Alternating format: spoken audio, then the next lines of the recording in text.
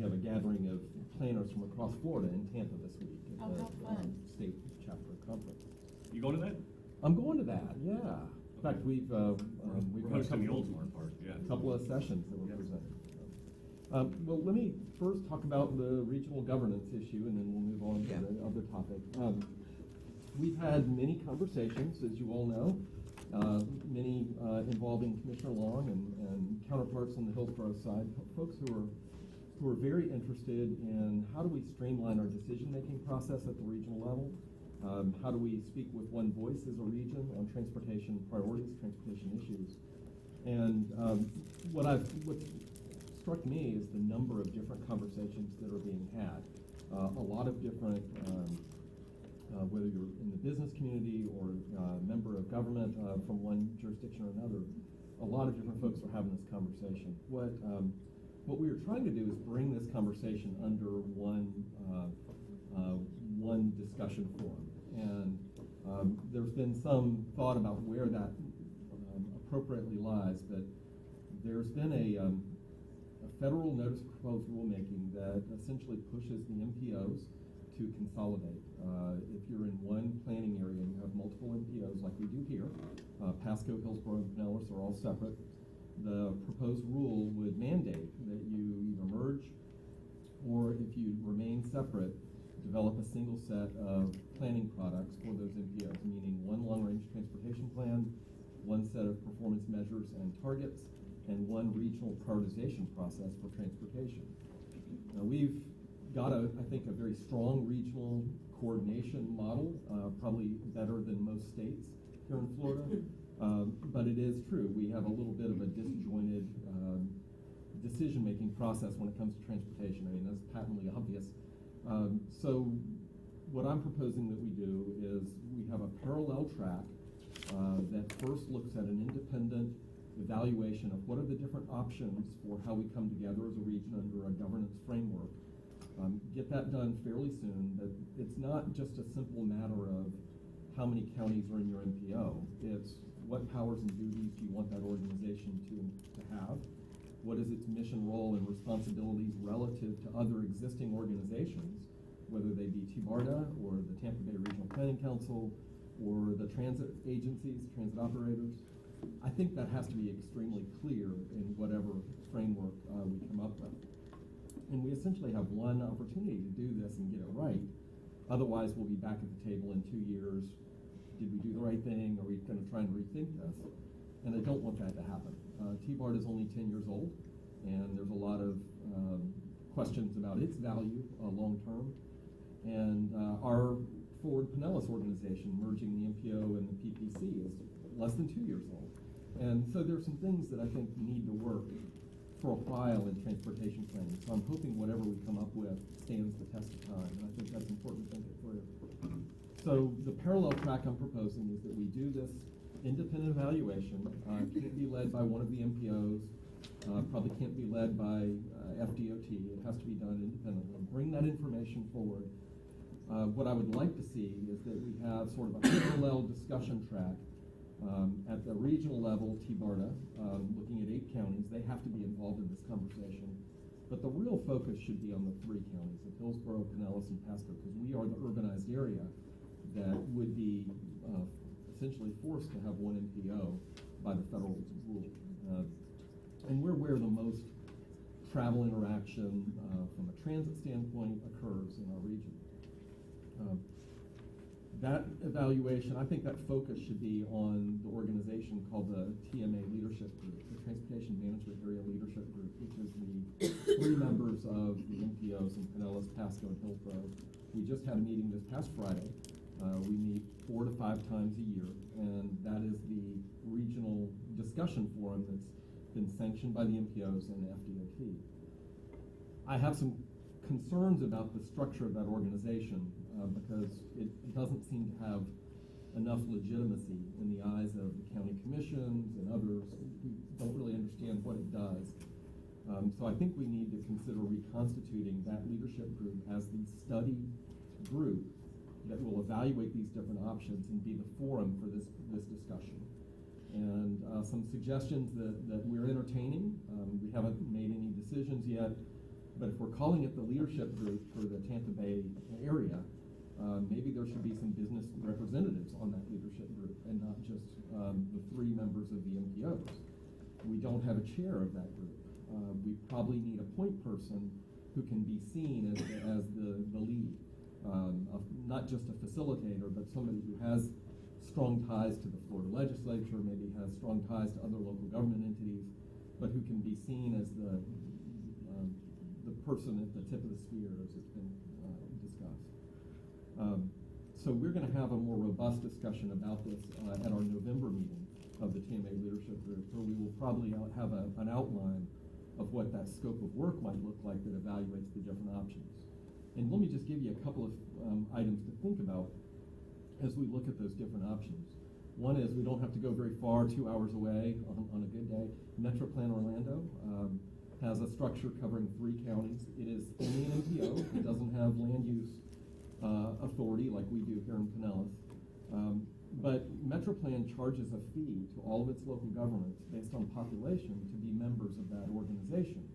And that generates a significant amount of local revenue that MetroPlan can then use, apart from federal funds, to advocate for transportation projects, which we're prohibited from doing by law. They have a little more skin in the game from those local governments who are participating in that. And it's one model, and it's worked pretty well in metropolitan Orlando. But there are others. In Puget Sound, which is a region of Seattle, Olympia, Tacoma, that's a lot like ours, a big body of water. They have a regional council of governments, and that regional COG doesn't have the same level of authority we do on land use, but it has the ability to set the land use planning agenda for the region. It has an economic development responsibility. It has a transportation responsibility, and within that is an MPO. Same thing with San Diego. Its MPO actually has responsibilities for building and operating their light rail line. So we need to consider those different options, and I'm not advocating one or the other. I just think we really need to look at it through a lens of what kind of regional strength do we want this organization to have?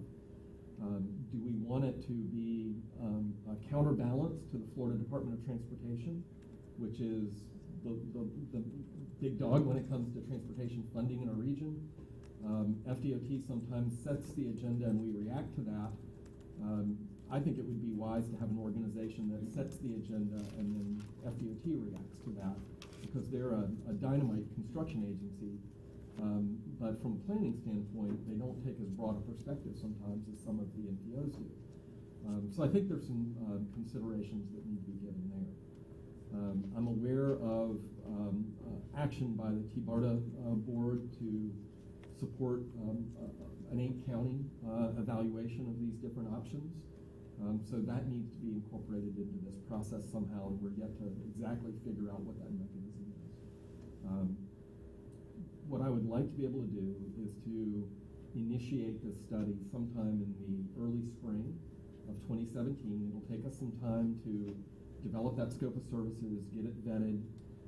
There is a proposed transportation summit that TBRPC is looking to kick off. That would be a great time to initiate this effort. I don't think it needs to take a long time. We could have the study wrapped up sometime in 2017. That would lead to a set of recommendations that would then tie into the premium transit study being led by HART that's looking at regional options. And that opportunity to align the governance model recommendations and the regional premium transit recommendations so that we can have a real clear discussion of how we go forward from a decision-making standpoint makes sense to me. I also am suggesting that the MPOs work together to proceed now with setting the stage for one long-range transportation plan rather than 3 separate long-range transportation plans, because to me that is the document that sets the vision. That is the document that guides how PSTA chooses to operate and what elements of that vision PSTA can phase in based on its budget availability. Same thing for HART and the other operating agencies. that plan has to be done by 2019. And if we don't get started here this summer in 2017, beginning that process, we're going to be really scrambling because it does take 2 to 3 years to complete a long-range transportation plan. So I'm having conversations with the other MPOs in the region about that effort. It'll necessarily mean that we change how we have done things in the past, but that's okay. And I think that sets us up for having all of these things come together at a certain level by spring of 2018, which would be timed well with when certain members of the legislature are looking for some legacy issues. Senator Latvala has mentioned he'd like that premium transit study wrapped up in early 2018. That's not the current schedule. The current schedule is for a 20-month study that would essentially be done a few months after that. But I think we can get it to where it's close, and I think we'll have enough recommendations coming out of that study so that there may be the ability to have some legislative action on that come February or March of 2018. So that's sort of where we stand. It's definitely in flux a little bit, but there's clear support at the TMA leadership group and at the TBARDA that we have this independent evaluation of these different regional models. And I'm having conversations with many different people now just to explain what the steps in the process are, what we need to consider, and where we go from here. And it's like putting together a jigsaw puzzle. There are a lot of moving pieces, and it has to fit together a certain way. We have to think about the governance, how many members, how large it is, how that representation is carried out among our very diverse communities. We have to think about the funding level, because if nothing changes right now, a single MPO would get less planning money than the 3 MPOs. Each MPO in the state of Florida gets about $350,000 by, it's not state statute or state law, but it's sort of state policy. So if we merge into one, do we still get $350,000 to plan a much bigger region, or does that change? And I don't think that's a big issue, but it's something we have to certainly discuss. And then there's the question of how do we pay for this independent study, this independent evaluation. There's a possibility that the legislature could fund this study, but then that money wouldn't even be available until July 1. And I'm just hesitant to go to the DOT again and ask them to fund the study. I'd like to see if we can come up with a different funding source, because we asked the DOT to fund so many different things, and I want it to be truly an independent study. So one thought is that we provide some seed money, and then the legislature provides the money that makes it more of an independent study when it's able to do that. So I've thrown a bunch of stuff out there. I'll see if you have questions for me at this time. Commissioner, or Chair Long, if I could just maybe just say one thing, just to try to frame it, because this is the PSTA Legislative Committee. I thought WIT has done a fantastic job in putting this proposal out there about how we move forward. But this issue, as you mentioned, because it's a proposed federal new rule, it clearly will have effect on our legislative activities, both in Washington and in Tallahassee. As he mentioned, as we all know, Senator Latvala has been sort of focused on merging the transit agencies, and this may or may not affect that. I mean, this is sort of at a higher level of coordination, regional coordination, than just the 2 transit agencies. And Whit can talk about his discussions with Senator Latvala about this issue, but I want PSTA, or it would be my recommendation to the PSTA board, to be supportive of what Whit's trying to do, and get moving on this study and this coordinated planning with the 3 counties. So, any thoughts that you had on how we can do that, or thoughts on his proposal, or whatever, I think would be good. Commissioner Jones. Just, I noticed that the Tampa Bay Partnership issued a letter supporting the consolidated MPO. And I just throw that into the soup. So there is a different direction than what I had heard from the MPO process. well, to clarify, Tampa Bay Partnership and the Hillsborough Board of County Commissioners both submitted letters strongly in favor of consolidation. Interestingly, the Florida Department of Transportation submitted a letter strongly against the proposed rulemaking. But I think if you ask anybody at Florida DOT, they're in support of consolidation. But they felt like the rule is a very heavy-handed federal edict that goes beyond the powers and responsibilities that were outlined in the FAST Act, which is the transportation legislation that governs MPOs. So it seems that FDOT objected more on process than on substance. And to clarify our comments at Forward Pinellas, our letter was very supportive of the objectives, of the goal of regional governance and regional consolidation. But this is our one opportunity to raise questions while it's a proposed rule. So we raised a number of issues of really kind of asking the question, are you really thinking this through? Because there are a number of implications that we need to make sure that we don't overlook. And what I'm unsure about with the proposed rule is how long it'll take to become a final rule. These things in the past have taken 2 years, and then you have 2 years to implement it. And there's some speculation that the rule will become final before President Obama's administration ends. And so there might be something that comes out in a matter of months, but they received more than 500 comments. And as I looked at them, they were overwhelmingly negative against the rule. So I think it's going to be really hard for them to issue a final rule in the next, say, 2 or 3 months. So I think we're going to have this issue out there for some time. Sort of like how DOT approached the premium transit study. You may remember back in September or so, everybody was all abuzz about the CSX rail line. CSX had come to us and offered to sell the line. Well, DOT said, let's do a study and let's evaluate that for a couple of years. And it sort of effectively ended any conversation about the CSX line for the short term.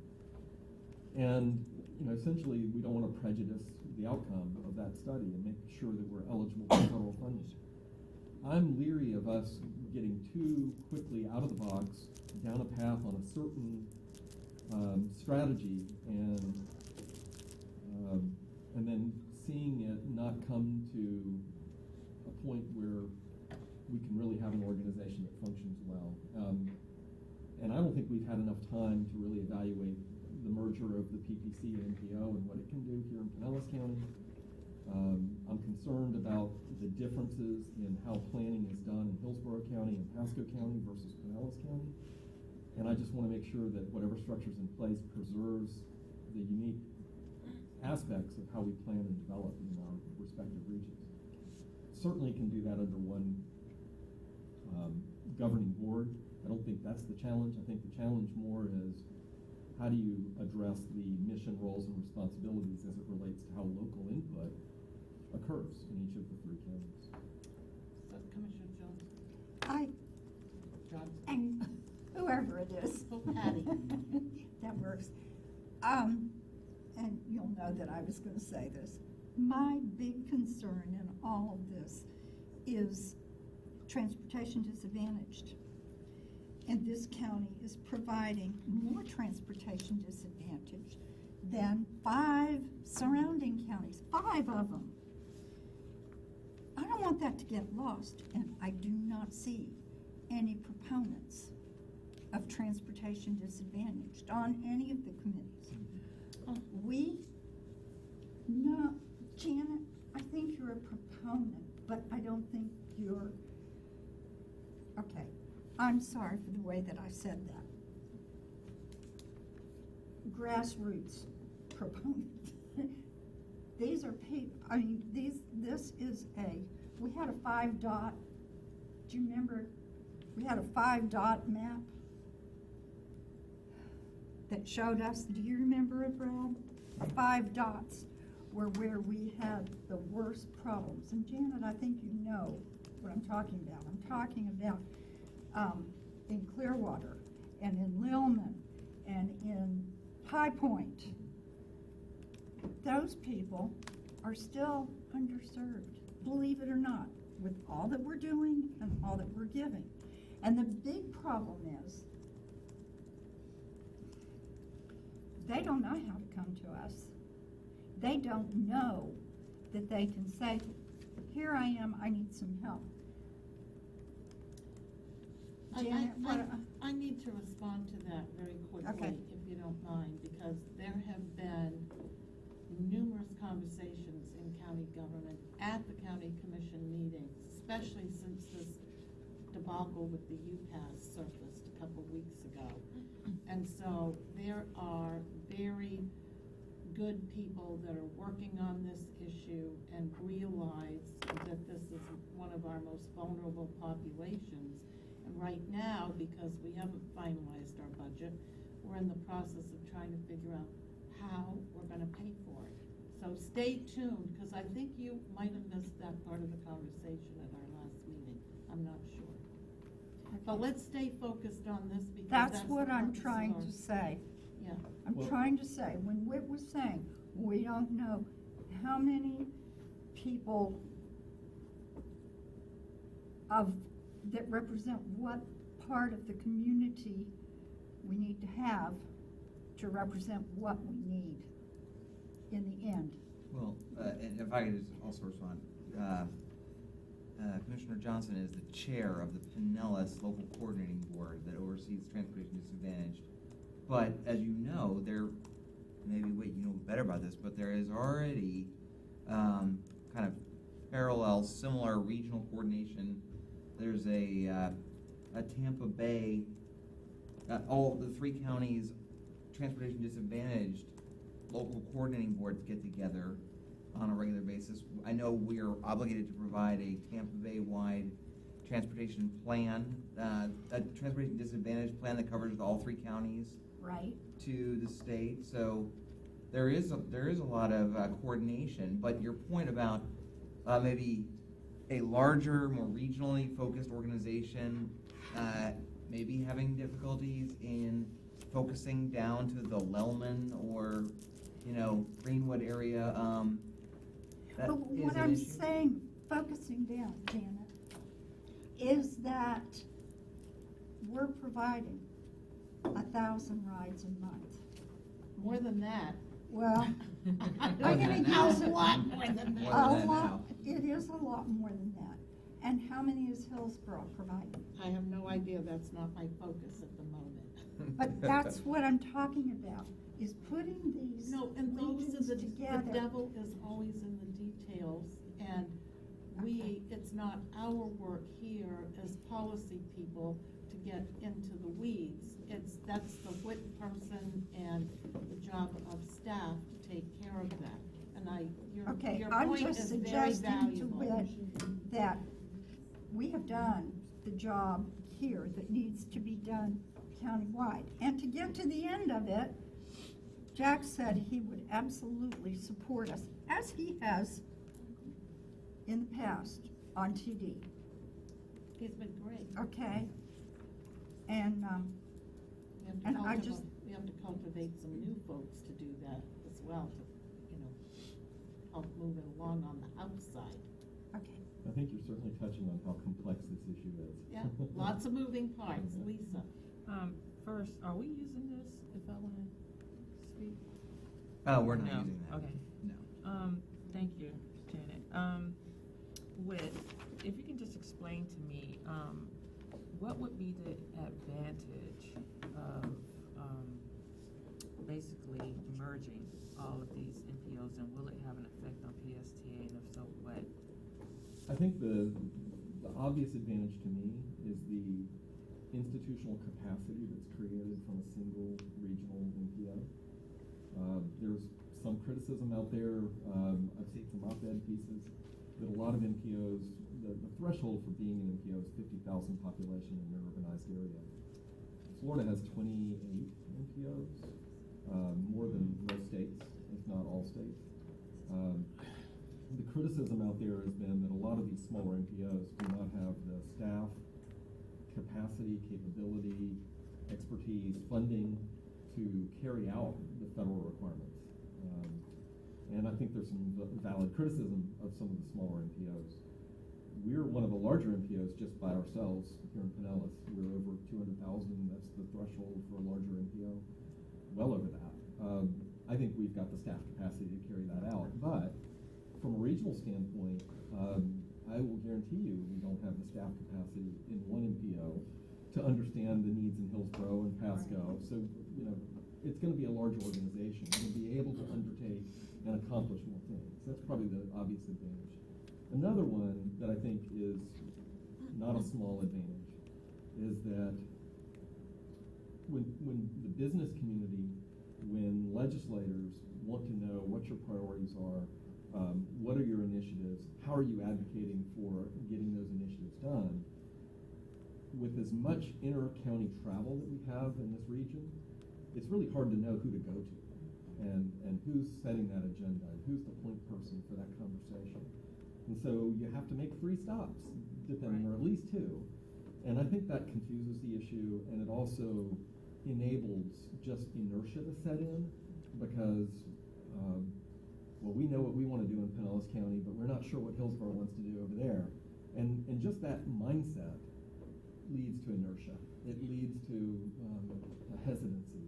And I can tell you, I've been in the trenches dealing with how we get transit across the bay for 25 years.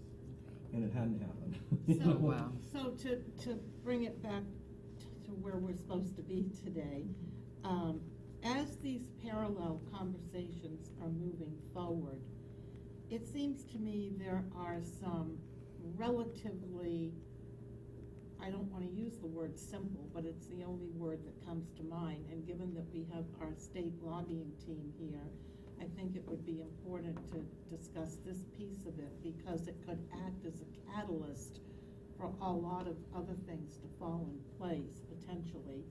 And secondly, I was sitting next to Paul Steinman at the T-BARTA meeting, who bristled at the thought of that study that T-BARTA was moving forward to want to get done, knowing they had no money to pay for it, and it wasn't in the FDOT budget. And it's the same kind of feeling that I had at the TMA meeting on Friday when the thought was raised, well, let's do a study or an evaluation. Again, they don't have any authority, they don't have any money, they don't have any designated chair. Well, so who's going to pay for that? Is that another FDOT ask? And I think you said it best, they're really not the people that should be doing the study. So here's a couple things I just want to lay out there that might potentially give our lobbying team the ask for this year going forward that would begin to set the stage for how everything falls in place in year 2, 3, and whatever. You mentioned an interesting thing about Metro Orlando and how members pay a fee to be part of Metro Orlando. The Tampa Bay Regional Planning Council assesses fees to the counties that belong to them based on population, exactly like you suggested. If you put the responsibilities and the agenda of the Tampa Bay Regional Planning Council here, and then you put the same thing over here for T-BARTA, guess what? They're exactly the same. So you have 2 governmental, quasi-governmental agencies. One has no sustainable funding source. The other one does have a sustainable funding source. Why not? There's a synergy there to merge those 2 right away. Money could be saved. They could have a better focus on moving forward, and they could come under this regional council of governments. And hence the ask is establish that regional council of governments, put T-BARTA and the Tampa Bay Regional Planning Council right in there. At the same time, all these parallel conversations are going on, and that evaluation that you talked about that was so necessary. So if they establish the framework, and you can put PSTA and HART in that category, that's the pillar that has all the transportation modes in it, why wouldn't that be a beginning to start the conversation in a serious way. That way, PSTA, HART, the ferries, the CPT model, which I think the city of Clearwater is fast moving forward on. All those different transit options to move our public around, now they're all coming under an umbrella that can help to manage and expand the regional scope. And then while that's going on, because the legislature is a process, those dotting the i's and crossing the t's of roles and responsibilities and who sits on what board and all that kind of thing can be established in statute. Does that make any sense to anybody else except for me? It just seems to me to be common sense. Well, Anybody? having sat on the Regional Planning Council 2 times, I've seen that the Regional Planning Council has essentially been defunded on several occasions. So we've got the same kind of issue there. But they're still, as you say, they're still funded by their member organizations. I don't know what the regional metro plan, what the dues are there. It's based on population. I know it generates about $1 million in revenue of local funds I each don't- year. I'm not sure the exact. I don't know assessment. I don't know what the Regional Planning Council's. Well, I'm budget on their is. Yeah. board and I'm on their executive committee, and the first thing Sean Sullivan did when he came there was do a white paper about the pros and cons of merging those 2 agencies. And that concept of merging them has been very well received by Senator Latvala and Representative Sprowls and several of the other folks. Ray Chiamonte is not opposed to it. There are, they're paying $7,000 a month over there for rent, and we own our building. And you've got Tampa Bay space. I'm sorry? And you have space. And we there. have space, so, I mean, it's a no-brainer in my opinion. I'm sure. I guess some feedback that I would like to receive or question is from, I think, I personally, I like your idea. I think it's definitely a needed focus for the benefits that Whit described to Commissioner Bowman. It would put the regional planning in a different perspective when trying to set the agenda for the region with FDOT, rather than just taking the FDOT proposals and rubber stamping them as what we want. This would finally give the Tampa Bay region some heft, I think, that would be able to have influence on the state DOT. Same with the feds. And it would have more influence on the feds than, so, the question I have though is, given especially Senator Latvala's very laser beam focus on PSTA and HART for a number of years, is it right for PSTA to take a position on this or get really active in this? I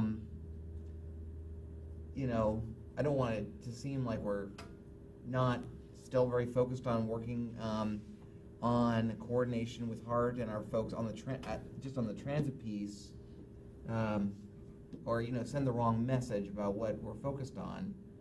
But we want to be supportive as a transportation mode in this bigger picture. Well, to respond to that real quickly, and then everyone else can weigh in, I believe we have strong leadership on both sides of the bay on this transit issue. So we can either decide to be leaders and be ahead of where it's all going, or we can decide to wag our tails and be left behind and just have to deal with whatever comes out of it. I'd rather be on the front end. Okay. That's my personal opinion, but how do you haven't said a word. What's wrong with you, Oldsmart's in the mix? I've always agreed that over the years, we've had so many cooks in the kitchen that we can't seem to get anything done. I agree with your idea of merging the two. I know Commissioner Seal didn't like it when I said T-BARTA really didn't have any teeth. And she says, oh, yes, they do. I said, okay, they have a mouth, they just don't have any teeth. And I've always thought that consolidation, and I think it's just something that's evolved over the years, that we have just become so fragmented with subcommittees and committees, and, you know, it causes gridlock. I tend to agree with Brad, I guess, and I'm not sure this is exactly what you're saying, is that I like the idea. I don't know that the PSTA is the one to drive that. I think we could suggest it, but I don't know that we're the one that dictates that those two merge. I think we could support it, but I don't Right, know. but we are part of Sure. the transit. We are the implementers of whatever Whatever the they come up plan with. is. So surely we have an interest in how that flushes out. And Ron, Natalie, you have input from what your conversations are all over the region. No, I mean, I think, you know, to Whit's point, I mean, devil's in the details of how this ultimately comes out. I mean, there's a bigger plan, there's multiple parts of this plan that are moving parts. The first part's the study. There can be some parallel track laid on some other issues having this discussion. I mean, my recommendation to the committee would be, I think, first of all, I think we're in the process of setting up some meetings with some of our local delegation members. I think we need to continue to have a conversation with them about not only this plan from a regional standpoint, which is very important, by the way. I mean, if you're going to truly come up with a regional transportation plan, I mean, I think it's been proven over the last 6 years, you can't go by county to do it. And you can't work in silos. It's just not going to work. I mean, you have to have some regional body to help drive that plan to make it work. So I think that's a very important piece of this conversation. But, you know, I think we need to have a conversation with some of our delegation members on some of the merger, you know, potential merger of some of these other entities to help lay the track for that. And more importantly, what would the timing of that look like? And I think you raised a very important point. I'm not sure if that's driven by us, but I think we can definitely support it. Sure. I think that's something we can support. The question's going to be is, if we're not driving it, who is driving it? And I think the question, and I think that may be answered by a delegation member. I think you may have a member of the delegation that will say, look, I think this is something that we need to do, and I'm willing to be the leader on this. We could support his or her efforts on doing that, but it's not PSTA that's driving necessarily, driving that issue. Right, and to that end, what do we need to do internally at PSTA to make sure that we're poised and prepared for that collaboration with the Hart Group especially? We have yet to meet with them. We have a tentative date for a meeting, now on the Which is? calendar. I cannot remember. 30th of September, 30th? Well, we're trying for October 31st at 9 o'clock. We're just waiting for a couple more people to let me know. They're good. October 31st at 9 o'clock, where? Well, we don't have that yet. In the middle of the Tampa Bay? I don't know. Is that executive committee or? Yes. Well, I mean, speaking in a broader sense, to implement what Ron has described, the goal would be to, after speaking with the Pinellas legislative delegation and other members of the delegation from the Tampa Bay, the PSTA board, we would adopt PSTA board would consider and approve, after this legislative committee had recommended it, a legislative agenda for the upcoming state session. We do one for the federal too, but a legislative agenda. And I would imagine that after hearing from the legislative delegation, the next TMA meeting or further discussions on this issue, that we would craft a supportive position as one of our items on our legislative agenda as this thing moves forward in the next session. You know, that's how it would get done. The idea would be that we would meet with our delegation, also meet with the executive committee or the leaders of HART to get their input, to maybe collaborate on this recommendation from their perspective. All, you know, if it's October 31st or whenever it is, it's still, I think, in ample time to be prepared for the next session, which doesn't start till March, so. And our TMA meeting is in November, early November. So Okay. that would be good sequence, I think. And Commissioner, I mean, one idea that we've also brainstormed about as well is if we do something on October 31st and have that joint meeting, and one of the ideas would be, is, and you've already mentioned, the Tampa Bay Partnership has weighed in on this issue, is maybe have the partnership be a part of that joint meeting, have the business community kind of lead the discussion of this regional MPO idea. And so, as they lead that discussion, that way it's not PSTA, it's not Hart leading the discussion, it's the business community having the discussion about what this looks like. Invite, obviously what would be there, we would invite, Hillsborough to be there, as well as the Pasco MPO to be a part of that discussion, at this joint meeting. And from a timeline standpoint, remember, session doesn't start to March, committee weeks do start in January, so whatever comes out of that October 31st meeting, it would allow you ample time if you need to either amend your legislative agenda, if you need to change it, put an addition on there, based upon that meeting, you would still have the opportunity to do that at your November board meeting, which still gives you time in December, January, and February to tee up any legislative action that may be needed in Tallahassee leading into the March session. I don't know that it's a great idea to have, you mentioned T-BARTA at the table if you're not gonna have the Regional Planning Council. No, not T-BARTA, it's just the MPOs. Oh, I'm sorry, I thought you mentioned T-BARTA. Were you talking about the PSTA Hart joint meeting? Yes. And to have somebody from the Tampa Bay Partnership to be at that meeting? Correct, yes, sir. Would we want to bring in somebody from Pasco board? Or is their board, is that a subset of the county, or are they? It is. Okay, so there's a little different kind of a agency.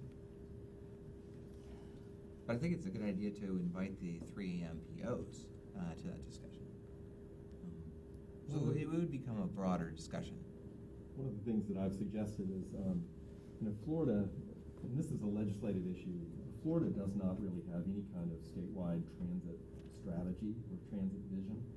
The only thing we really have at the state level is the Public Transit Block Grant Program, which was initiated in 1992. And there's been really no significant, correct me if I'm wrong, legislative initiative for public transit statewide.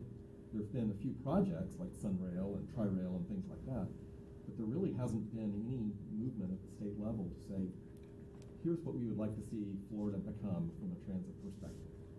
And I think that's a really glaring oversight at the state level, because we have a lot of that when it comes to roads. We have the strategic intermodal system that was established by the legislature, and that's a huge amount of funding goes to that. So I've suggested to Senator Latvala that we create a regional transit incentive program, sort of like a current, we have a transportation regional incentive program that doesn't really focus much on transit. And if we were to put at the state level something like $3 to $5 million aside for regions to sort of come together and advance projects under the condition that they're demonstrating some level of regional alignment or consolidation, some level of administrative or operational alignment, then they'd be eligible to go after that money. It would be a huge incentive for Tallahassee to say, go out and become more regional, because you can't do that without funding. And one of the challenges we have is we don't have the funding to meet our needs locally. And so that's why we don't have great inter-county bus service. It's just not as much of a priority as serving our local needs in our county. So we need some sort of pot of money that's out there, and he seemed pretty receptive to that idea. When I was a consultant, I did similar research for FDOT on what it would take to get these regions to work together. And I can only push that up so far within DOT because there are too many layers of bureaucracy. But that's the kind of thing that even DOT recognized looking at Palm Beach, Broward, and Miami-Dade, that you need some kind of an incentive fund out there to encourage regional collaboration among transit agencies like Hart and PSTA.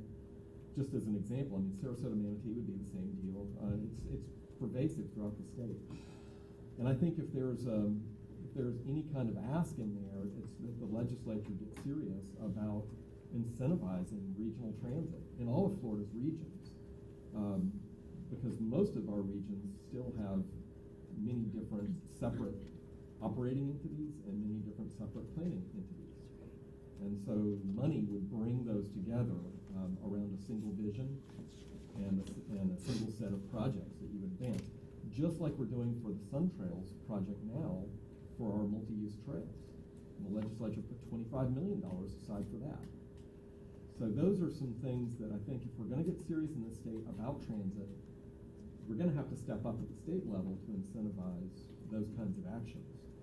And then we would be in line for going after that money and demonstrating that we're successful because we're having the conversation now about how we align our operations and our administrative functions. And so speaking of that, is these 3 priorities that we have on our legislative agenda for today, are those ones that we're prepared to now say we're moving definitely forward, and that's our 1, 2, and 3?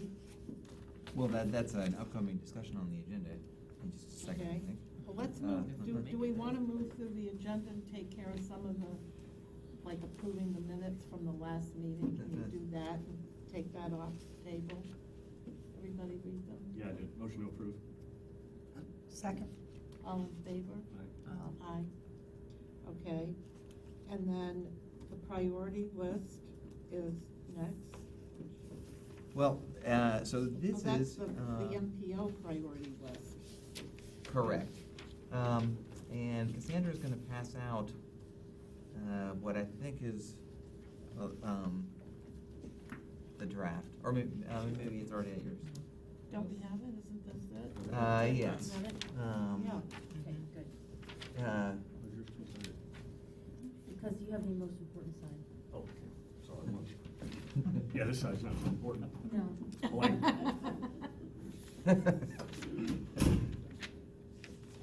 Right, we got the right. You have exactly what you need. Okay. Oh, okay then. That's So, what I thought. I put this on the agenda as an action item to recommend, that the PSTA board support this effort. But really, this is, pending, action by the MPO, next week, right? Right.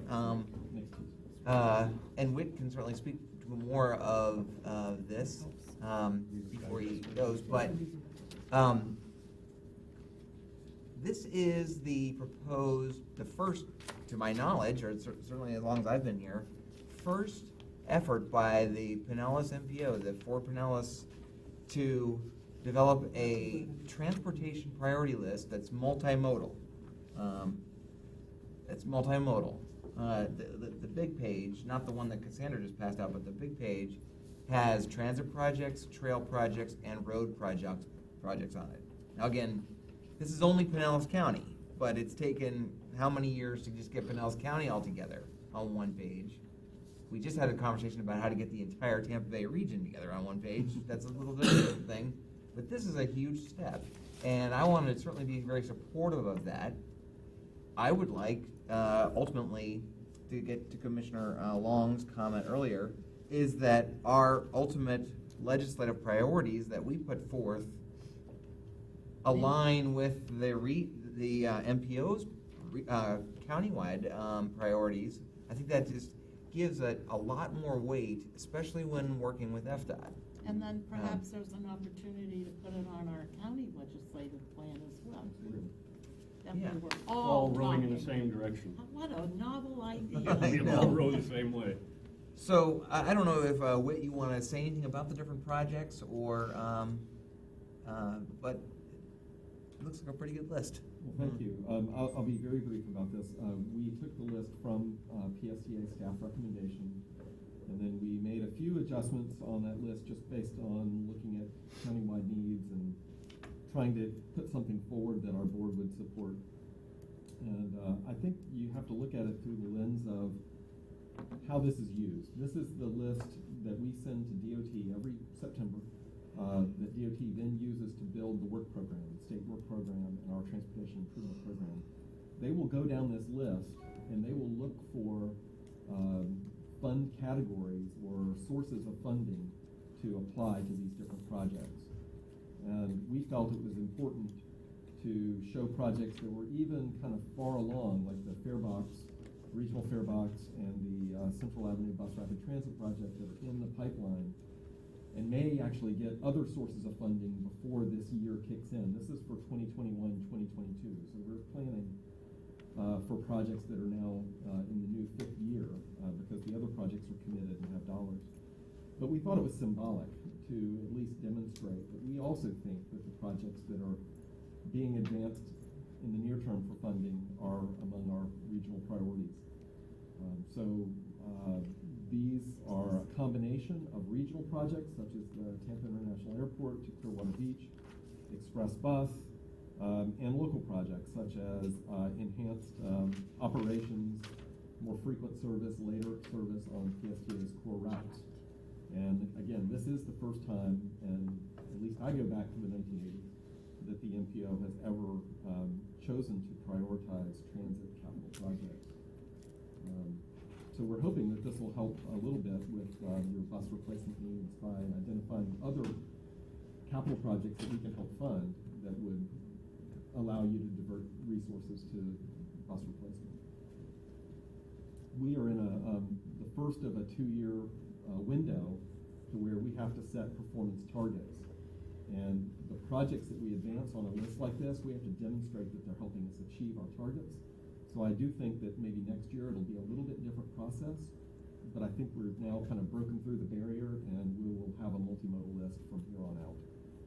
So I'm very pleased with that. Excellent. It's historic. You know, I almost start crying, but we are on the Well, list. we'll see. They That is take so action amazing. on September 13th, Tuesday. So, September 15th. September 13th is your next meeting? Correct. Where? In the courthouse. So this packet with this in it is going out today or tomorrow. Where? It's in the commission chamber, right? Commission Chambers, 315 Court Street at 1 o'clock. 1 o'clock.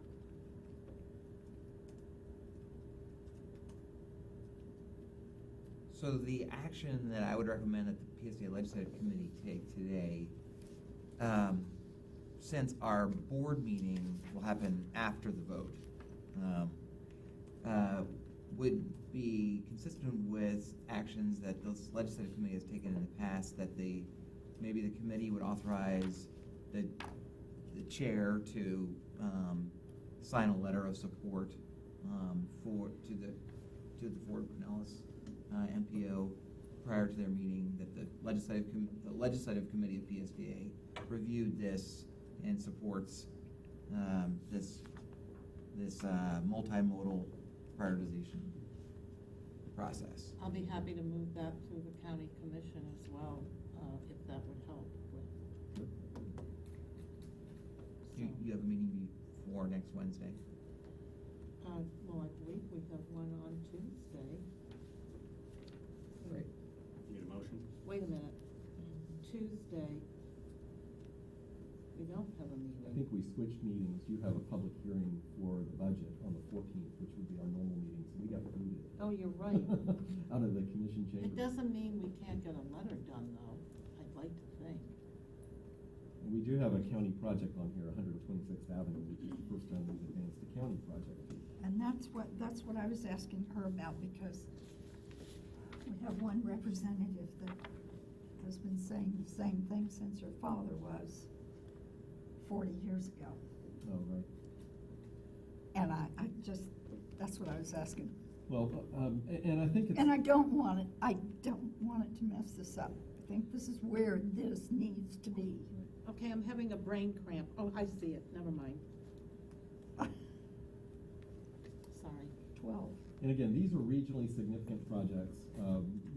There's some distinction here between some other projects like 62nd Avenue, which is a key project in Pinellas Park. That's not on a regional. It's not a key project. It is only one person and one It's not on a person's regionally opinion. significant roadway. Thank and, you. that's what, we've added 126 to the regional Right. roadway list. So these are regional projects, and I think it's important for us to advance them. Unfunded, multimodal. Well, should we put the word regional in there? I think it's just our multimodal transportation project priorities. I mean, I think that's sort of a context, that it's not officially called a regional, because there is a separate regional priority list that the PMA puts together, so I don't want to confuse these. So this is a little Right. myopic, but is there a reason why it's number 12 on the list? Well, just, no, not necessarily. I don't think the position on the list really matters, because this is funded from a lot of different sources. Okay, The fact that it's on the list is more significant than where it is on the list. Certainly some thought went into that. We take some of the planning dollars right off the top. DOT has requested us to do that. That's why we're going to. And then we really looked at it through a lens of what are the gaps in our transportation network. And so that dictated really where they were on the list. That's why Gandy is such a high project priority, because we've essentially created a gap where Derby Lane is. That's the only at-grade signal that's going to be left between 275 and I-4. So that becomes a more significant regional project. for a lot of reasons Yes. that I can't really talk about, but. I'll go ahead. The chair of the MPO's City Council District of St. Petersburg as well. Oh, is it? Well, that's right. What was I thinking that I? That had nothing to do with it. All right, well, I think it sounds great. So do we need a motion to? move this? Recommend, Motion to authorize the CEO to author a letter saying that the legislative committee supports the multimodal transportation priority projects list. Second. He said see you. All in favor? Aye. Lisa? Aye. Okay, thank you. well, I'll talk to Ben if he wants to sign it, or I'll sign it. That was easy. Yeah. Well, speaking of him, what are we doing moving forward? So is he rep-elect, really? Yeah. Oh, I didn't know. No. Didn't I say that? You did, but sometimes I, Oh, Doesn't well, he have a maybe ra- I do you have a wasn't race? even sure. Yes, the I race. guess he does have, Yeah. I guess he does He have does a get- token. He does have a general, but I don't think that's. Oh, Alan, I didn't even know you were there. You've been so quiet. just sitting on the No, table. I've just been listening for an hour. Okay, well, do you have any input now that you've been secretively listening in? I've been taking lots of notes. No, I think that really, what I wrote down is what I would love to hear more about. It doesn't have to be, I know this meeting is only scheduled for a lot of amount of time, even if it's off, separately. I'd love to hear about Wood's conversations with the delegation, about the plan that he discussed. I know he mentioned meeting with Senator LaValla and maybe some others, that he may have already done that. If that's the case, I think that having, we know that you've met with a number of them. We've obviously met with a number of them. But from his perspective, how those meetings went, what some of their feedback might have been, I think will be very helpful in how we move forward. As to Ron's point earlier, I think there is an opportunity for PSTA to absolutely take part in what we're discussing and to have a role, but not necessarily a leadership role. As we've talked about in the past, this being something being driven by PSTA probably isn't the best thing for anyone. But us having a seat at the table, I think, is absolutely important to making sure that it's done in the right way. So I'd love to hear about that. Again, it doesn't have to be now. I know the meeting's kind of gone long already. And on the political side, so Ben has he won the primary, obviously. He'll have a general election, but the numbers really don't lie in this case. And there's about a 99% chance that he will be the state representative, which is obviously great for us. He has such a knowledge and passion for this organization. I think he'll be a strong member in the House for all of the things that we're talking about. And you probably all heard as well that Senator-elect Roussan will be our senator. So we'll have 3 senators from Pinellas County now. He won by 70 votes, I think. 70 or 76 was the final tally. They completed the recount, and Representative Moraine conceded the race, so that's pretty much done at this point. So those are really the only thoughts I had jotted down during the call. Excellent. Excellent. Exactly. I apologize for not introducing you in the beginning, Alan. I No. didn't realize that your Nope. phone was even No, lit. no, that's all right. I was happy to listen. Okay, thank you very much, Whit, for going through those two topics. We're down to the informational items Yep, on our agenda. the update on the grant opportunities and federal transportation appropriations. Are you speaking to that, Brad? I am. Commissioner, hey Brad, this is Harry. I think Steve's on the phone too. We've also been listening in. Oh my Oh. gosh, we have a Over whole here. plethora of folks. Yeah, we're We both do. here. Good morning, Harry. Good morning. Steve's on the phone too. Good. Yeah, Morning, Morning, Steve. Steve. Good morning. Good morning. Hey, I don't know, Brad, if I could just give a quick update. I just want to compliment Brad and Mayor Beavis. They did a great job on August 17th. We hosted a meeting with Congressman Gus Bilirakis, came out for his very first visit to PSTA, and I think had about a 90-minute visit out there, got a good briefing on all the good things you're doing, got a tour of the facilities. And as a result of that briefing, I'm not sure, Brad, if you circulated with the committee or not, but Congressman Bilirakis wrote a very good letter, a strong letter in support of your sandbox application to FTA, which hopefully we'll hear something about in September. But he did a great job. He was impressed by what he heard out there. The mayor did a great job showing him around and educating him about PSTA and what's going on up in North County. So that was a great visit. So thank you for all you did on that. And then on August 31st, we had a great meeting in Congressman Jolly's office in Seminole. Brad was there with Commissioner Long, and the team did a conference call with the congressman and Carolyn Flowers, the acting administrator of the Federal Transit Administration, and made a really hard sell in support of the same sandbox proposal to provide transportation for better transportation options for the disadvantaged. It was a great, I would say, 40-minute call with the senior leadership at FTA. I think Commissioner Long was passionate.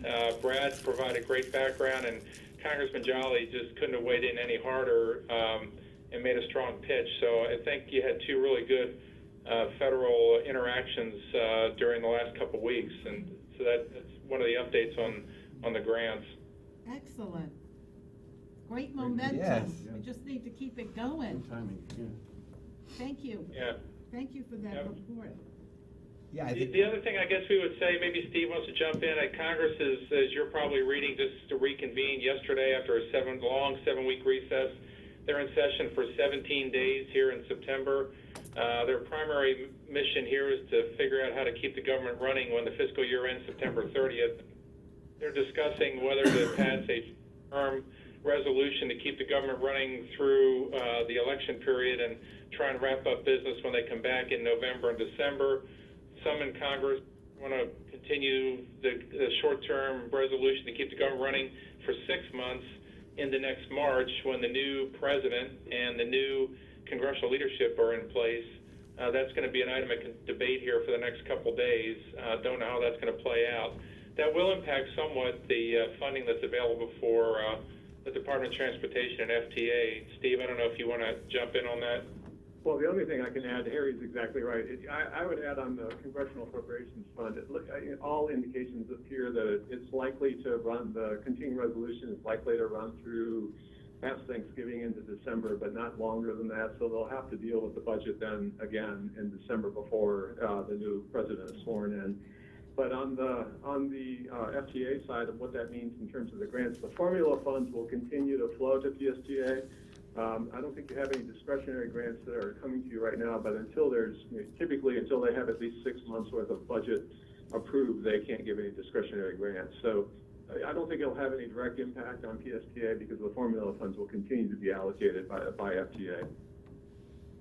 Unless, hopefully, thanks to the great lobbying efforts by Congressman Jolly, Commissioner Long, Mayor Beavis, Congressman Bilirakis, we get the sandbox grant. Wouldn't that be discretionary? That would be awesome. Yeah, and that's using current year dollars, so that's not impacted by the current budget.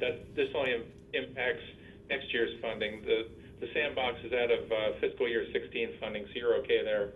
Okay. Yeah, that's right. Okay. The only other thing I'd add on the federal side, Commissioner, is we were listening for the last hour with Whit's presentation and your discussion about MPOs, regional planning, and we have not, Steve and I don't think have seen Whit's comments that the MPO provided on the proposed federal change in regulations. And we haven't seen the state letter either that Whit referred to, but I do think at some point, Whit, or I don't know if Whit's still there, but at some point, I guess, probably wouldn't hurt whoever would take the lead on that to brief. I'm not saying PSTA should do this, but somebody should be briefing the congressional delegation from the area on the thoughts of the MPO and others. Commissioner Long, I know you're passionate about this. You know, somebody should talk to the local Tampa Bay area delegation about how this would impact the delegation, what your thoughts are on the regulations, going forward, because this may be an issue for Congress. Sometimes Congress doesn't like the regulations that the White House is putting out there, and they may move to try and slow them down or stop them. So if it's something you support, you should let them know. If it's something you're concerned about, you should let them know what your concerns are.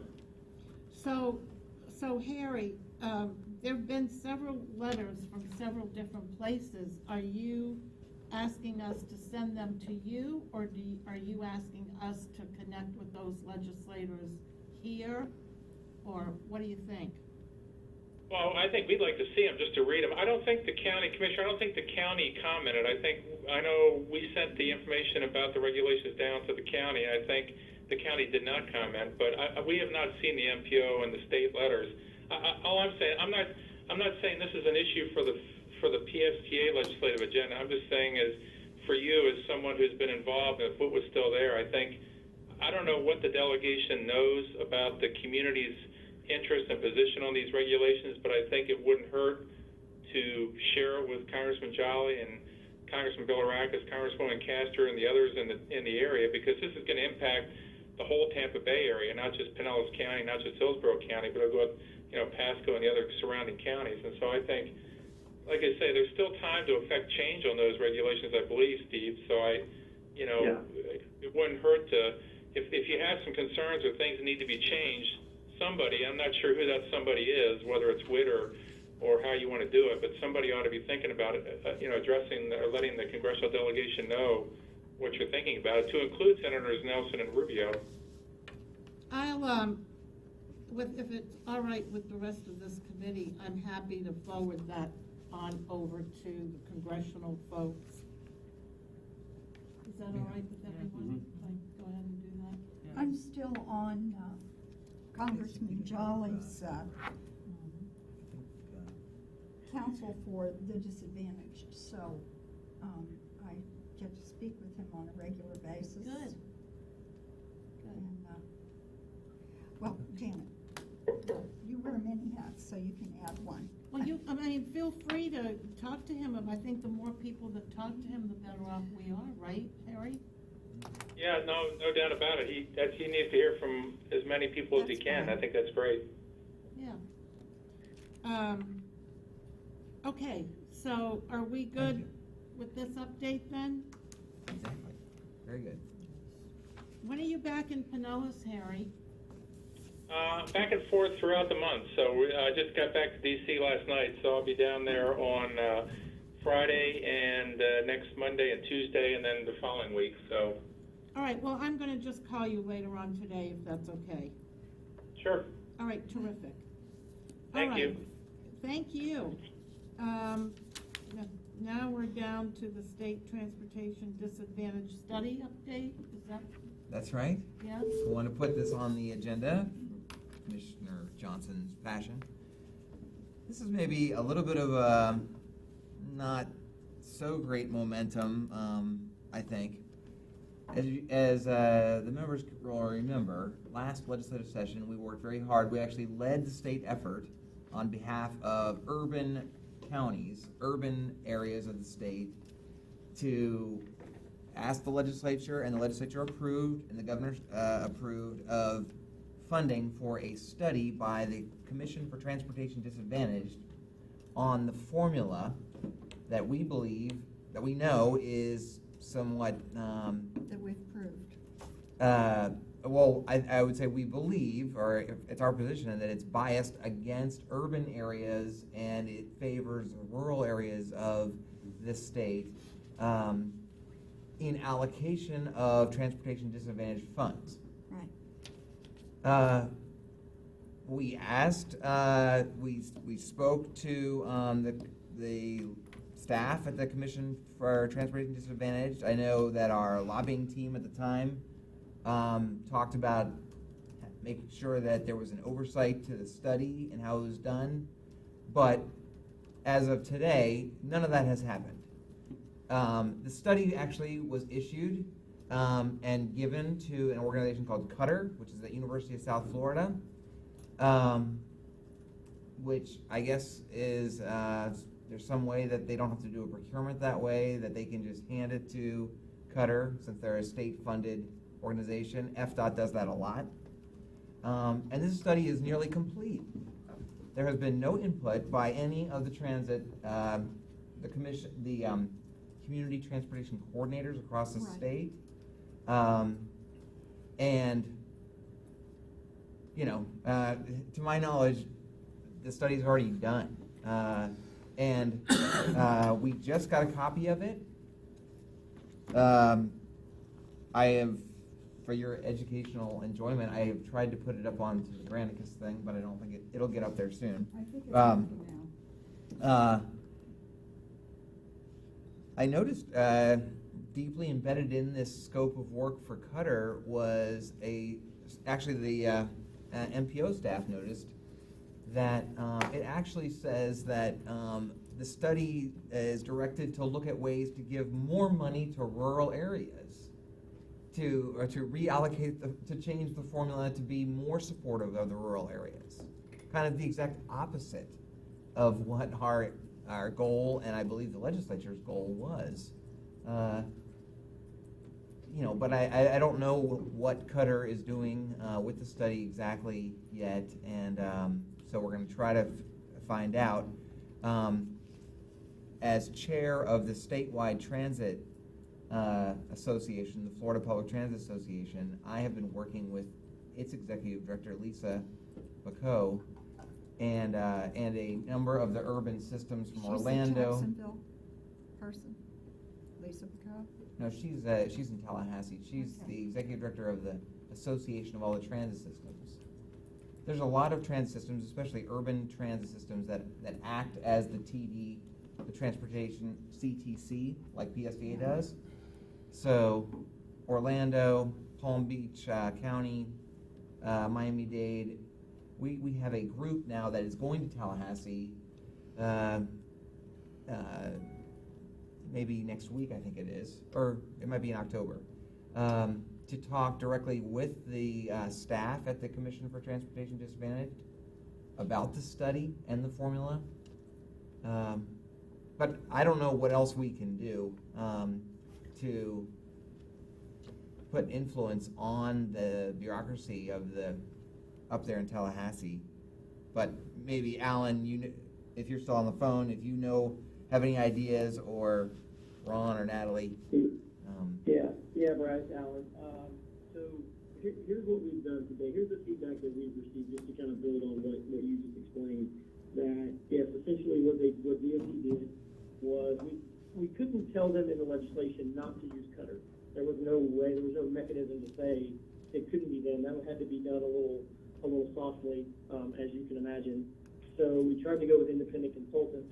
Unfortunately, that wasn't strong enough to keep them from doing it. They decided to do it anyway, although FDOT was told that's not where the legislature wanted to see this money go. So, you know, we had a challenge there that it was, and again, the only reason we said not to do it through Qatar is because they had done a similar study not long ago that didn't, quite frankly, support the position and the way that we see the facts of the allocation. And we knew that what they would do is exactly what it looks like they're going to do, which is just dust off the old study, put a new date on it, update some facts, and then send it right back out the door. So we've had some conversations with the legislature about, specifically with our delegation, Senator Brandis, Senator Lightmauer, and Representative Peters, who was the sponsor in the House. Right. They are supposed to be talking with FDOT We can't really change that they've contracted it with Cutter at this point. That's kind of done. What we've really impressed upon them well, we really only pressed one point right now, which is that we don't want to see the same study dusted off and reprinted. That would be a waste of state money. It was not the intent of the legislature. And then, Brad, having seen the email that you're referring to on the rural county issue, that's a new development. We didn't know that previously. So I'm going to reach back out today, now that we finally have power and everything kind of restored in Tallahassee and people are beginning to move again and go back to work at DOT and elsewhere, that I'm going to try to have them now reach out and say this is absolutely not what we requested and wanted.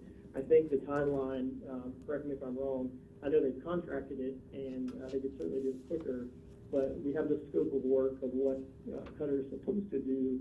The report, I believe, is due back to FDOT or to the TD Commission on the 15th of November, and the final report, I believe, due to the legislature January 15th. I think I have those dates right, but that might be a little off, but not by much. So really, the plan right now is we can't change the Cutter issue. I don't believe, at least anyone that I've talked to, has basically said that horse is out of the barn, so to speak. But what we're trying to do now is to impress upon them that this was not the intent of the legislature, that this study was meant to be a new study and a new look, not only at the current allocations here in the state, but remember, we also asked for what other states are doing. How do other states handle urban versus rural? Are there any innovative programs out there that Florida should look at adopting? This was supposed to be a much more large-scale project than it currently looks like. It looks like, essentially, and I think we probably all know this, that they contracted the money out to Cutter to get it out of the way and to get the results that they wanted as quick as possible, hoping that no one would notice. So, Alan, this might turn out to be a more serious problem than it appears on the surface, given the kerfluffle that we recently had with our UPass, the blue card, because now the county is in a posture that we don't have this money in our current budget, and the projections for next year are huge to us. And so we're wrestling with how we're going to end up paying for these bus cards. Have you talked with Mark, Brad, recently? Briefly, and we have a meeting tomorrow. Oh, good. So maybe the county can weigh in on this Cutter study. What do you think? Yeah, no, I think I've that just would been be, making I think notes. that would be extremely helpful. I think the more, as you know, with all these issues, the more people that are weighing in, the better. Certainly, if the county's legislative team gets involved, that raises the priority of the delegation. If it's not just a PSTA issue, but there are other organizations in the county that are affected, that's very, very helpful. Making this kind of a multi-pronged attack is always a benefit. Alan, Patty Johnson, and I'm the chairperson for the Transportation Disadvantage for Pinellas County. And as I said, if you make appointments, if you have times, I would be more than excited to go to Tallahassee and speak to those persons that you feel might benefit from our experience and our needs. It's TD is a whole different animal, and I'd be glad to be there to go with you. Okay, great. No, that's a great idea. Certainly, having someone with more knowledge of TD than just myself is always a benefit. So you've certainly been doing it far longer than I have. I think as we kind of develop who we need to talk to at FDOT and elsewhere, and we know what those meetings are, then we can talk more about dates and what might work. Economically, TD saves our county and cities and state tons of money because we keep people out of the hospital and out of the very expensive ambulance rides that they use all the time. It's just there's a whole other side to it than just being nice people and saying, okay, you use a wheelchair, we'll transport you. There's a whole nother facet to this. Sure, absolutely. Alan, this is Ron. And your dates are correct, by the way. The draft report's due by November 15th. The final report's due by January 15th. They started this in the middle of July. So for Right. them to have a report done, obviously, to Alan's point, they just pulled off their old report, changed a couple facts, put it back on the table. You know, Alan and I will both tell you is, the good news is we have plenty of time to get delegation members engaged. Basically tell them that, look, this was not the intent of the legislature, for them to go back potentially. They have plenty of time to redraft the report and submit a final report still by January 15th to the legislature for them to consider. And remember, whatever they ultimately submit is just a report. We have some key members of the delegation that can either ignore that report or follow that report. Yeah. So there's still plenty of cards yet to be played on this issue. What was the date in November that the draft is due? November 15th, and the final report's due by January the 15th to the Got it. legislature. And you said your meeting's gonna be in October, you think? That's with staff? Yeah, let me confirm that. Well, the one sentence in this RFP, I guess this was my concern. It says, recent CTD staff and legislative interest has been directed toward the development of additional funding to address apparent unmet demand for TD services, specifically in the rural counties. I think they got that word wrong. What page is that? Page 3. I mean, I don't remember that there was legislative direction in that manner, but that's what they're defending their position on. So I didn't know if there was legislators that were Rural pushing this. legislators may have. Maybe, but I watched the discussion on TV, or I don't know. I don't know.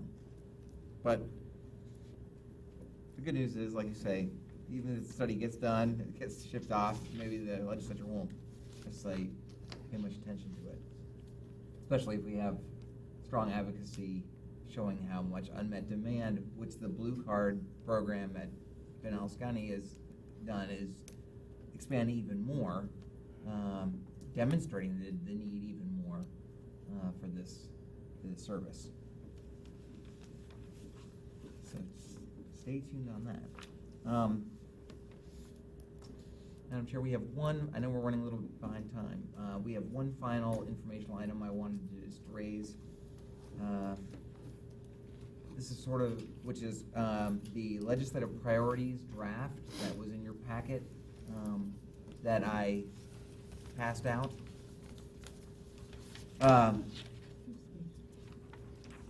So again, the timeline on this is that we plan to schedule meetings with the legislative delegation this month, as many as possible.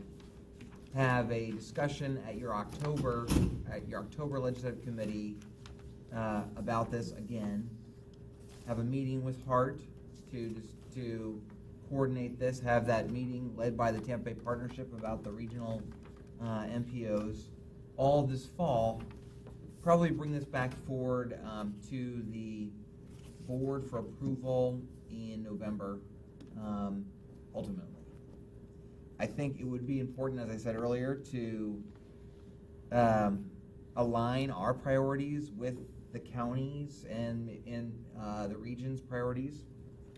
On this page, I put the 3 priorities we had last year, that the board approved last year, are 1, 2, and 3. I put an asterisk, but I forgot to write what the asterisk meant, by the regional fair collection, Flamingo Fairs, because Cassandra, who has left, said, well, it may be too late.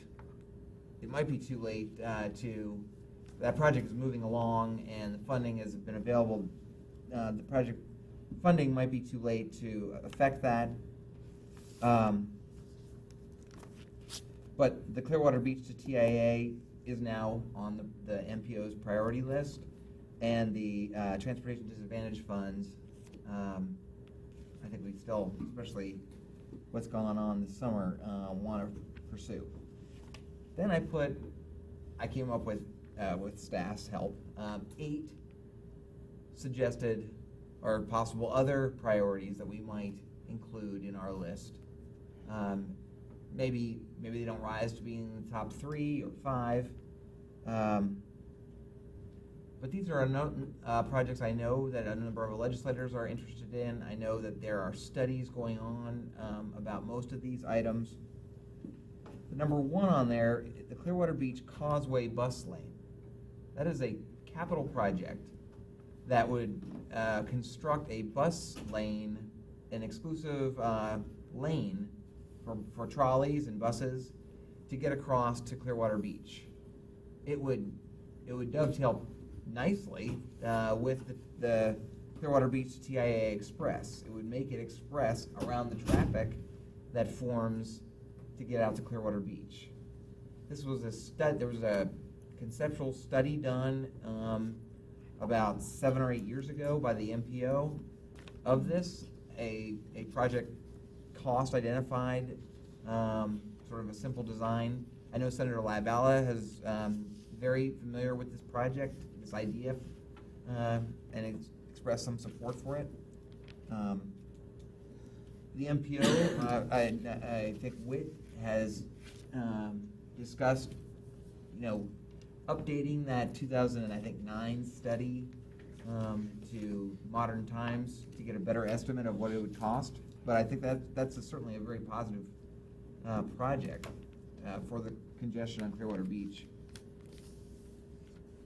Number 2 and number 3 are 2 express routes, very similar to the Clearwater to the airport route. One, St. Petersburg to the airport, came up with a marketing name by Commissioner Ken Welch, calling it 727, which is like our area code too. He thought that was really cool. And then the St. Pete to downtown Tampa via the Gandy project. I know that the city of St. Petersburg, there are city councilmen in St. Petersburg, Councilmember Cornell especially, has been pushing for express service down to the very southern tip of Pinellas County to the Skyway Marina District. That's right. And I know our Mayor Bajowski and others in northern Pinellas have long advocated for express service up and down US 19. FDOT is moving forward, down to number 5. FDOT is moving forward with the study of realigning the lane stripings on I-275 and looking at a way in which buses might operate in congested traffic along the shoulders. And so that would be a capital project that I think probably will need additional funding once the study is completed, and that would be sort of the parallel, kind of like the Clearwater Busway would be for our express bus. The express bus from St. Petersburg would be enhanced by the ability to run in its own lane or on the shoulders from St. Petersburg to avoid the traffic. So it sort of goes along with that. There's a capital project, which is, I think, more in line with traditional FDOT funding versus the operating funding that's needed to operate those services. So I just threw that list out there for today. You can take this back, see what you think about it. If you hear of it, if you come up with any other ideas, we have October.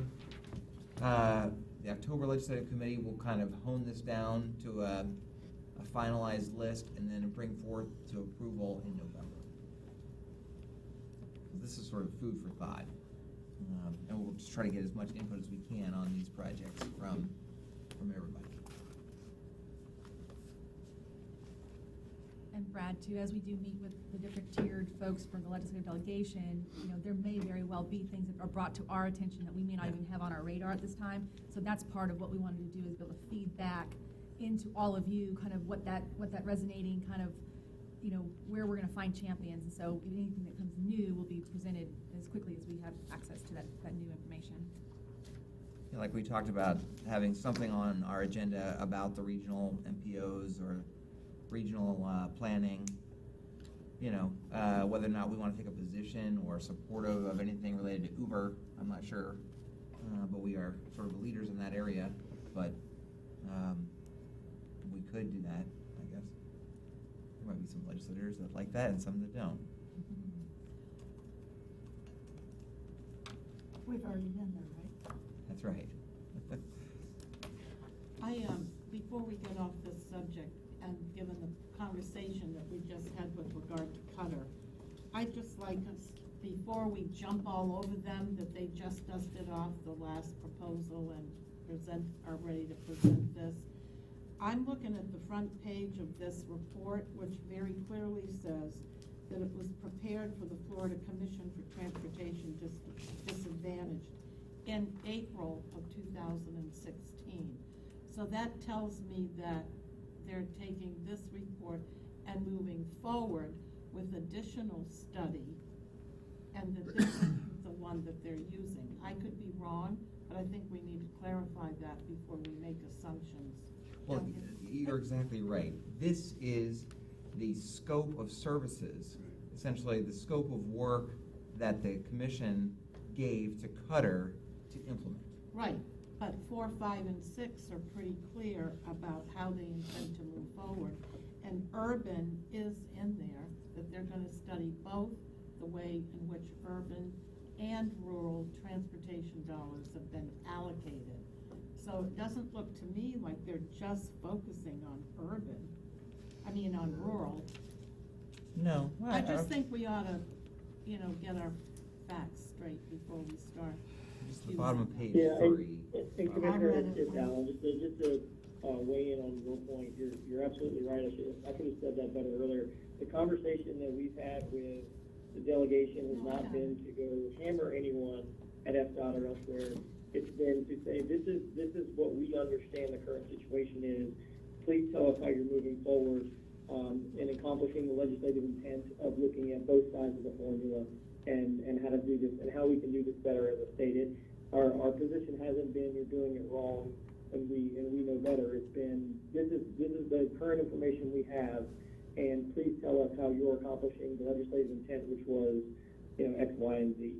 And so I think we'll get an answer back from them, and we'll see if that answer rings true or if it sounds like they're just making something up. But we've asked for a holistic answer on their approach, not just to say they're doing it wrong. So you're well taken. Well, thank you, because it's very clear to me that from the time this report came out and whatever they're working on now, they probably have no idea what's going to be going on at the county level most recently, and nor did any of us anticipate the numbers of folks. I think it's much more serious than we ever thought it was, to your point, Patty. Yeah. Could I? Yeah. Well, Brad and I were up there, and with the various people we met, the people we talked to that are on this Transportation Disadvantage Commission for the state, it was, and the reason that I asked Brad is that the lady from Jacksonville, it has been told to us and demonstrated to us that there are some very entrenched leaders of that committee that are committed to rural funding versus urban funding. And to change that is going to be the hardest part. I think the letter that Alan just talked about was very important, but I'm going to tell you that the people that are there now, that are on the committee, that make the final recommendation, that's what they're going to listen to, because they're going to get it in writing. And to change their minds and change their positions is something that's going to be very important for us to do. If you look at who's on the committee, who they represent, and what they represent, and what they have said in the past, you'll find that they are 100% rural. And, I admire getting transportation to those persons in rural communities. I'm not saying that, but I'm saying we have many, many more people that need to be transported here. Not just here, but in urban communities. I mean, the numbers speak for themselves. Alan, am I far off base? No, I think you're right. I think there has been a focus on rural in the past. You know, the explanation has always been that because the rural counties don't have the infrastructure that the urban counties have, they face a greater challenge. I don't know that, I don't think we agree with that. I think we both have challenges. You know, our service population is so much larger, and our infrastructure is used for other things as well. So I think there's always been that challenge when, you know, as I have gotten to know, I'm not an expert in TV, but as I've gotten to know it over the last 18 months, that's always been, you know, the response from the other side. So I think it is a challenge we're going to face, and we're going to have to, and that's quite frankly why we wanted to do this study, and why we wanted an independent consultant to study it, and not have just another relook from Qatar. So I think we're going to continue to have to fight that, you know, that battle with the rural folks. That again, their point isn't doesn't fall on deaf ears. They do have a challenge, but we have a challenge as well, and we need to figure out a better way of doing this for everybody. So. Thank you. Okay. Now we have the state legislative delegation meeting update. Well, and that's what, I think we've just covered that with the priority, the draft priority Oh, I list. thought it was referring to upcoming meetings. No? No, as I mentioned, we're gonna be scheduling those, trying to get those meetings scheduled with the legislative delegation. Do we have any scheduled yet? I don't think We we just have got the any dates yet. on, we're just scheduling, we started this week to schedule them, so Okay. later in the month. Yeah, we want to get through the primary and the holiday because everybody kind of just Yeah. checked out between you know, until now. So we're getting those scheduled now. Okay, and so future subjects. Any future subjects that we need to discuss? I think we'll put this regional, MPO discussion, again, on the agenda, plus have them come back once we've had some of those legislative delegation meetings with a more finalized priority list for next year. It'll be really interesting to see how the MPO group moves forward. Bill, did you have something? Just one comment that came from Florida League of Cities. There was a discussion there of autonomous vehicles, and there were two or three people on the panel. One was Senator Brandis, the other is Bob Poole from the Reason Foundation. And at the conclusion of the meeting, I talked briefly to Senator Brandis, and he said that we need to talk to Bob Poole about the BRT to the beach and address that both city and to the PSTA. So I don't know exactly quite what that means, but. Who is he again? He's a transportation writer for the Reason Foundation, and he's been very supportive of autonomous vehicles. It's not the Randall O'Toole, this is Bob Poole, and he's done a lot of writing on transportation issues. So I just passed that information on since Brandis said I should pass it on. Well, maybe, do we need to have him come make a presentation or talk to us in one of our? I'll reach out to him. That's fine. I mean, he's been a advocate for bus rapid transit. He's an anti-rail guy, in line with the Reason Foundation's folks. But I think he lives down in Palm Beach County, and he's pushed for bus rapid transit down there. So, yeah, Just some information. he probably wants to know how awesome our proposed BRT project is to the beach and how low cost it is compared to their South Florida ones. I'm happy to share that. So do we have other business, any other business, any more future business, other business, anybody? No? Alan, do you have any other business that we need to think about? No, I think we're all set for now. Harry and Steve, are you there? Still here. No, we're good. Let us know what we can do to help. I'm happy to get together when I'm back down in Florida. But thanks again for everything you all did with Congressman Bilirakis and Congressman Jolly. Those were both great visits. Okay, we're trying to do our part. Is that it, everybody? Yeah, the only thing I would add is AIF did a transportation summit 2 weeks ago. and they did an actual panel on transit, and Brad was on the panel and did a great job representing PSTA, so. Nice, great thank you, folks in Brad. them, so. Yeah, that was great. Thanks for, Thank you, Ron, for bringing that up. Anything that you need to make us aware of going We're good. on that we don't know, that we need to know? We'll keep working. All right, I think we're adjourned, without objection, it looks like. Thank you, everybody. Thank you, Jen. Thank you. chipping in for, Ran a good meeting. I don't know, it's like, I got a little, I'm so sorry that I had no idea they were on there. I didn't know they were so quiet. They were I so know. Usually they say, Didn't say Bye or anything. something, yeah. I should have